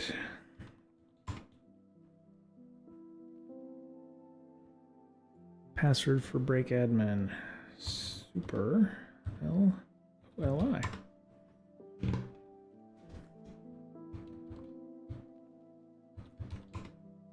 We're not in the sudoers file. Okay, su minus. There we go. Now I'm root. So apt update. Okay, so we've got connectivity. We're out to HTTP security Debian org, so that's cool. We have DNS, so we've got that. For some reason, it's not reporting that there's an IP address on the system, but that's interesting. No IP record. 192.168. Maybe it wants you to select that. No, doesn't give me that either. It's really weird. Interesting. Luckily, this is a pilot stage, and if more issues persist, we'll just scrap this. That's pretty interesting. Okay. They're pretty late to respond, usually about 2 hours after raising the ticket. Okay. I'm assuming you meant fast to respond. 2 hours is pretty good, but if you're identifying or in the honeymoon stage of that, yeah, that's pretty nice. So it's really weird. Okay, so I'm not gonna.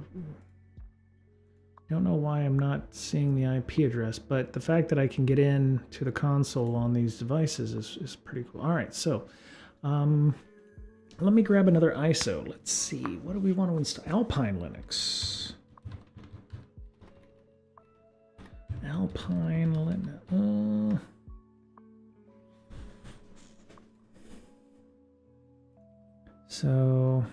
Let me turn that off because So it's interesting. I'm putting out traffic, but it doesn't see an IP address.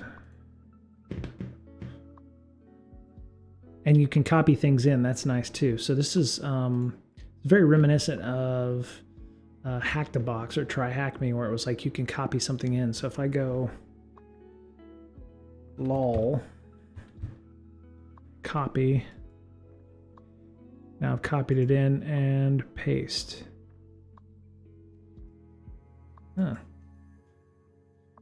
Paste. Wait, multi-line copy. Okay.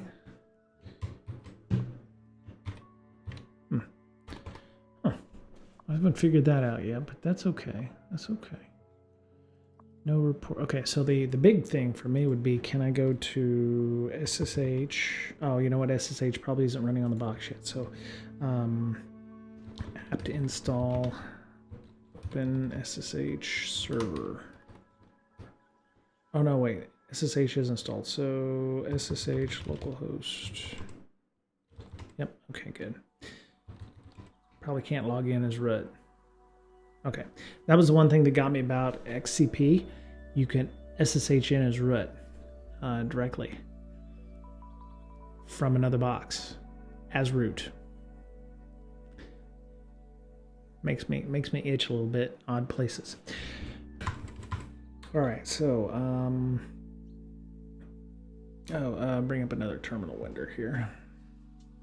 Okay, so I'm gonna SSH break admin at 192.168.1.52. There we go. Look at that. Ding. Super lolly. Oh, one more time. SUPERLOLI. There it is. All right, so we're in on Super Lolly's. So that's kind of cool. It's tmux. No. See, apt install tmux. So we've just installed tmux from the internets, the world wide webs. So I can go tmux. And now I've got tmux running on this. I've got a couple of systems here. So, well, very good. Look at. All right. Well, interesting. Welcome to all of our other watchers, as I have been spending the last, I don't know, hour and 45 minutes trying to troubleshoot some issues with XCP, and I've got it. It's good. Let me see if I have an ISO for like Windows. I'd love to try to install a Windows. Let me see. Windows. It needs to be a big ass file. It needs to be a big ass file. Nope, I don't have a Windows ISO here. That would have been nice. I have DaVinci Resolve Studio.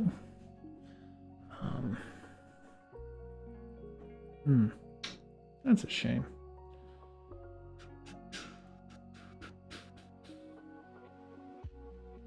A lot of good stuff. Got a lot of good stuff. Well, this is a win for me. I know most of you are like, well, that's all he did, but I've been trying to troubleshoot this the last week, so getting this installed and ready to go was nice. So I've got this one running. I'm going to leave it to go off, and it looks like you can select. Oh yeah, here's the guest tools. I'm assuming it works very similar to VMware tools, where you do things like enhanced keyboard, and maybe that's what the guest tools. That's why you can't do this. The guest tools isn't allowing copy to copy from, like VMware tools does, where you can copy from one clipboard into the VM's clipboard. So, all right, well, let's make yet another VM. Since I did fixed it, it's not just a fluke. So these are all the templates that it gives you. You can install CentOS 8 or Debian Bookworm 12. I picked 10 because I figured it was the most supported by the system. I don't know what Goomroom is. Neo Kylan server, whatever. Nobody wants Oracle 7, 8, or 9 because it's got awful. You can use other install medias, Red Hat Enterprise 7, 8, and 9, Rocky Linux, SUSE. If you hate yourself, I'm sure Gentoo can be installed on here too. They also have profiles for Windows 10 and 11. I'm assuming, okay, so they give you different options depending on that. So you can install Windows 11. The box that I have, the M920Q.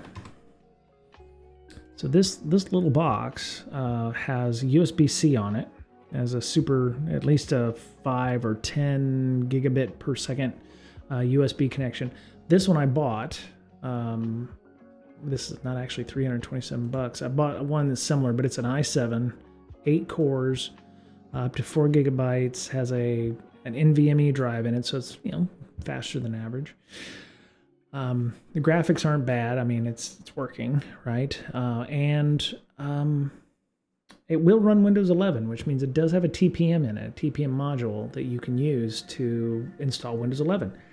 So one less thing to have to worry about if you're like, well, I don't know if I can install a Windows 11 VM on this. Well, it does have a TPM. Now, I don't know if Zen actually does a good job of doing pass-through on that, but it should store your Windows 11 system, your UEFI capability should be there for your Windows 11. I'll probably try to download a Windows 11 ISO and see if I can do some Windows 11ing at some point in the near future. But I also got a Windows 10 key out of the used box that I bought. This one that I bought came with Windows 10 pre-installed, which was funny. But it gives me Windows 10 Pro, so I can install a Windows 10 VM on this system legally.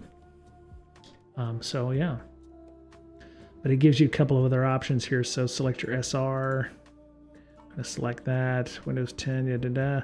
See, the size is much larger on this, so 64 gigs. And your RAM is going to be much larger too. They start with a minimum of 8. I would say 2. 8 is going to be, I would say, probably okay. But yeah. And of course, I don't have a. Let's go see what it does when I hit. Oh, can't click create. Why? Oh, okay, because if you do Pixie Boot, which means you have to have an NFS share somewhere on another server with ISOs and everything on them, or you need an ISO that you can upload to your Zen server that it can pull from. So in this case, I downloaded 10.13. You can also go and, let me see, download Windows 11 ISO. Okay, so download installation media. No, here we go. Download. There we go. Download now. United States, confirm. Okay. Verify your download, whatever. Download options. Where is it? Downloading? No, where is it? Oh, there it is. All right, so I'll download this real quick. It's 6.3 gig. It will take me a minute 30. Minute 30 here. So we'll just vamp a little bit.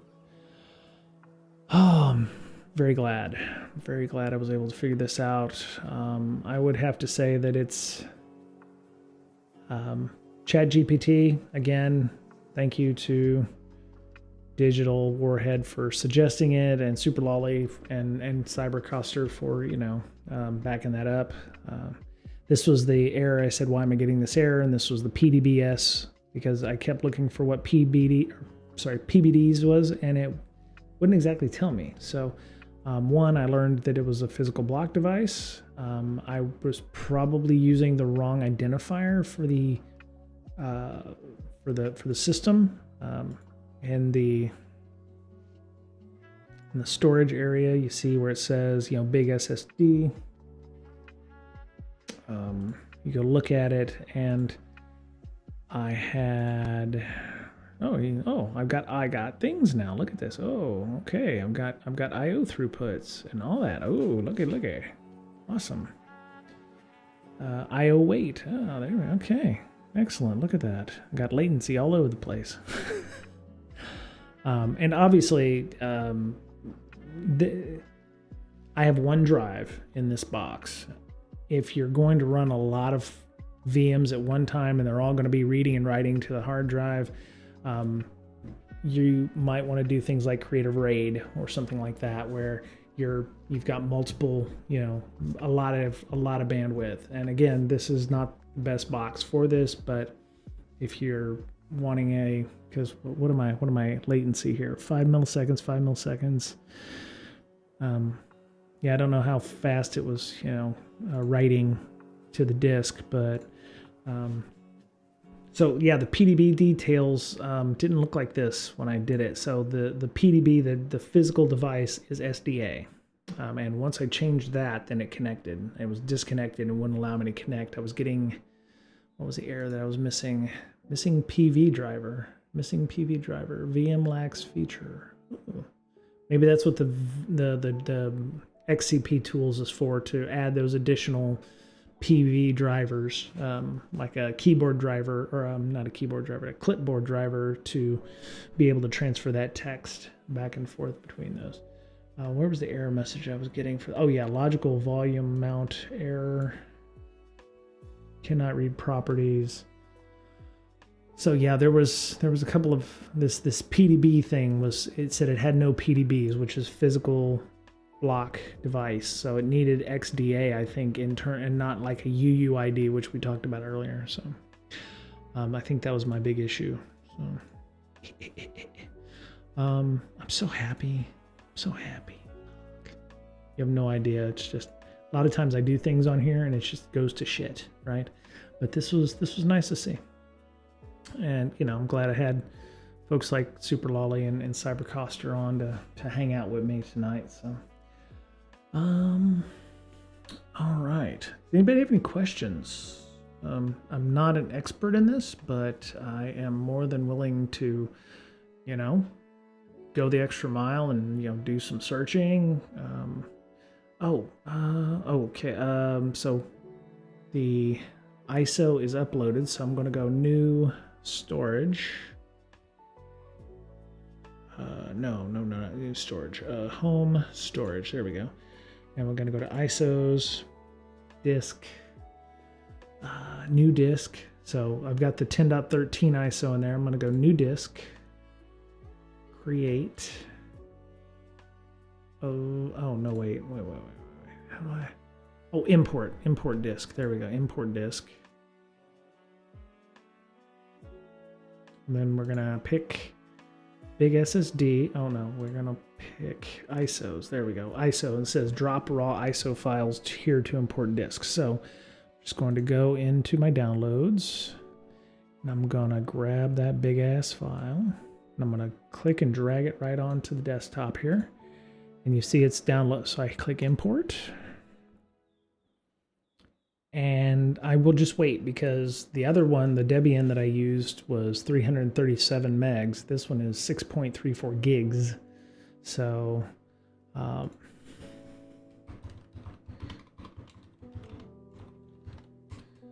and if you have a valid Windows 11 key, or I think you could probably try Windows 11 and with nagware going on, where it'll be like, hey, you might want to, do that. So. It's going to upload. It's uploading. Let me see if I can see on my... Okay, yeah, we're uploading at 1434 megabits per second, 11 megabits per second. So, thankfully, that's not impacting our streaming at all, but... oh. No, it's not affecting my streaming at all. That's interesting. Okay, so I'm passing big-ass files through the network, and... Very good, very good. Okay, so still importing. It's gonna be a little bit, I think, for 6 gigs. So, but that's okay. It saves me some time from having to do it later. So, I also saw online there's a lot of like, hey, everybody should embrace Rust, which kind of, I don't want to say makes me smug, but we were trying to learn how to use Rust a while ago, so it might be something to bring back as well. So, see, somebody was like, trust Rust, I think is the thing that they were trying to say.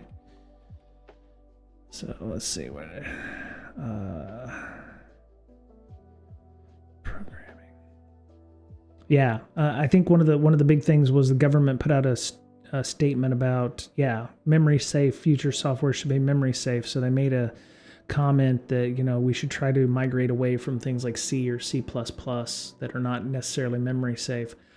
And so everybody was like, oh, well, everybody's just going to start learning Rust now or Go and what have you. So, memory safety is the report complements interest from, So if you're interested in reading that, you can go here. And I'll put that right there. That's from the White House, somebody in the White House, not necessarily from the president or whatever. But yeah, they were talking about, they mentioned blast pass exploit, Trident exploit, slammer worm. Wow, they're going clear back to 1988 on this shit. Jesus. All of them had an underlying common root cause, memory safety vulnerabilities. 35 years, memory safety vulnerabilities have plagued the digital ecosystem, but it doesn't have to be this way, says Arjana Rajan, Assistant National Cyber Director for Technology Security. This report was created by engineers for engineers, or for engineers by engineers, because we know they can make architecture and design decisions about the building blocks they consume. This will have a tremendous effect on our ability to reduce the service threat, protect the digital ecosystem, and ultimately the nation.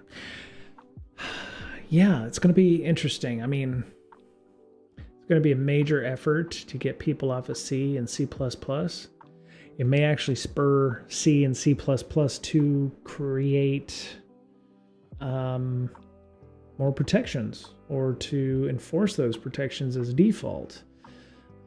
And my thought was this is going to be the start of something that's going to be, if we don't fix it now from a security and a developer point of view, we're going to get it legislated against us. Things like you're going to, we told you to do this for years. We sent out this memo. You got breached and it was due to not using memory safe languages. We're going to tack on extra fines from that.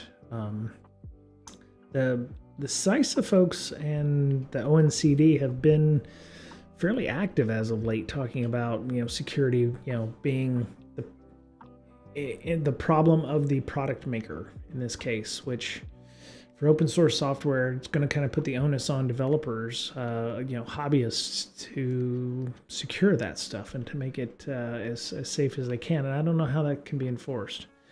So, yeah, interesting. Let me go see. Are we uploaded yet? Are we done uploading? There it is. So it uploaded. There's Windows, put it in there. This is the VM that's using it, which is kind of interesting to see as well. It's like, okay, it shows me the VM that's being used. And ideally, I can go down here, get my VM, select pool, select a template, and install Windows 11. Yes, we'll use 2 sockets, whatever. And then when you click the ISO, you can select that one. We'll auto-generate. We'll use the ETH0 pool. Select the SR. We're going to put it here. I could put it on, the smaller drive, but it won't be necessarily faster in many cases. And the size is 64 gig. So now the problem is I've got 16 gigs in this system right now. Technically, what I need to do is turn off the Debian VM, because if I don't, it's on right now. If I don't, I'll probably overload and do what I told people not to do. So I wouldn't suggest doing this. I'm just gonna kill it. It's shut down. It's doing a clean shutdown, which was nice. So it must have done an IT6 or something like that to turn the do the stop, which is great. So it's not running anymore, and I get that 4 gigs of RAM back. That means I probably need to go back down here and create a new VM. Do it right this time. Okay, 2.8, 2 cores, 1 socket. And now that I figured that out, it probably will work every time. I'm just doing it because I'm just showing off to the stream here. And plus, I haven't had a chance to stream this long in a while, so. Let's see, any new things here? Destroy cloud config, CPU weight, dynamic memory, minimization and maximization, no. Multiple VMs, so interesting. Okay, so you turn this one on and then you turn the other ones on. All right. Virtual GPU, I don't have boot firmware UEFI. See, so I think in the other one, in Debian, it was BIOS, right? So it's going to use the UEFI. And I may need to enable... You can enable... Oh, see, so give me the option for secure boot and TPM. So I'm going to turn these off until it tells me otherwise. There it goes. Well, looky. Look at that. Oh, was that a crash? What was that? Oh.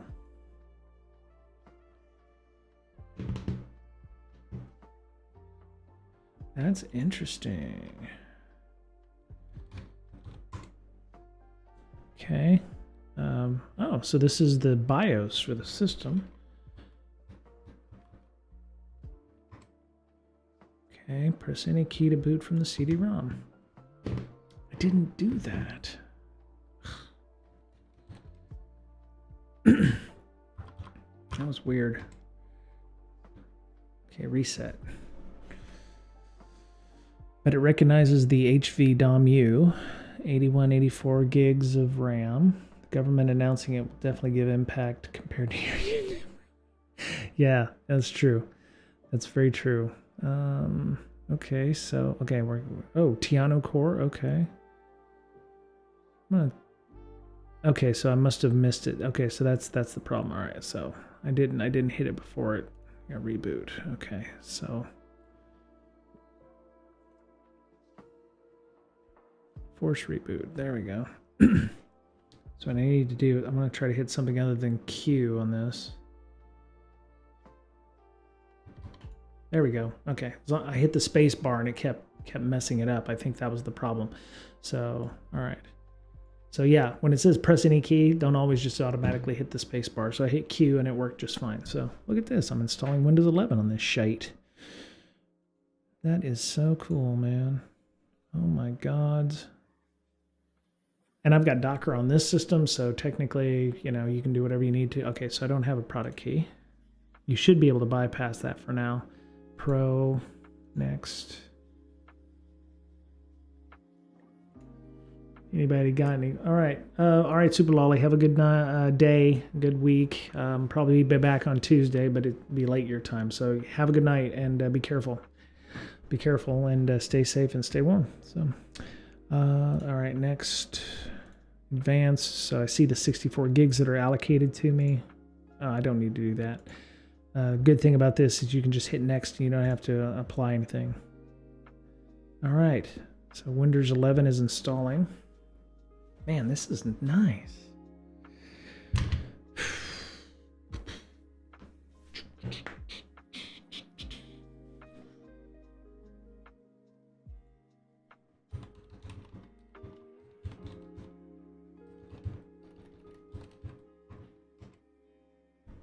All right, 21%, 23%, 25%, 27%. Go faster, go faster.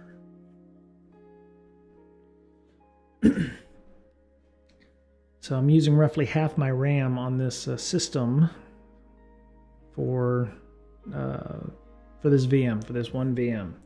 So if you are wanting to use Zen in a home lab, I would say a minimum of 32 gigs on whatever system you get. And I would say as much as you can. It's a thirsty bastard. So if you can max out whatever RAM in your motherboard, 64 would be, 64 to 128 gigs probably be not a miss. I mean, at that point, you're going to run out of virtual cores before you run out of RAM. So you kind of got to gauge that. It's like, oh, if you're going to need 12 boxes, Linux boxes can get along with 2 gigs if you're not doing anything too, hateful with them. Windows, of course, is a bit thirstier. 8 gigs is probably minimum you want to get for things like Windows 10 or 11. If it's XP or 7 or something like that, you can get away with 4, maybe. Actually, XP, you probably get away with 2, but if you still have XP boxes, you're doing better than I am. So anyway, I think I'm going to go because, this is going to work, and I'm glad everybody was here. I'm glad this was not 2 hours wasted by me getting all upset and crotchety and not not figuring out my issue. So this is awesome. Oh, T-Pain's on. Chill hop music. Triplexity's on. Let's go hit up Triplexity. Maybe he joined us earlier and I didn't see him. All right, so. And he is, looks like playing some games, but he's always good to hang out. So just want to thank y'all for being here. Hope you have a good rest of your week. I want you to take care and be kind to one another, okay? And take care of yourself as well, because as we're fond of saying here, you're the only you have. And so we are out of here. We're going to go raid Triplexity. Tell him I said hey, and enjoy yourselves. 3, 2, 1.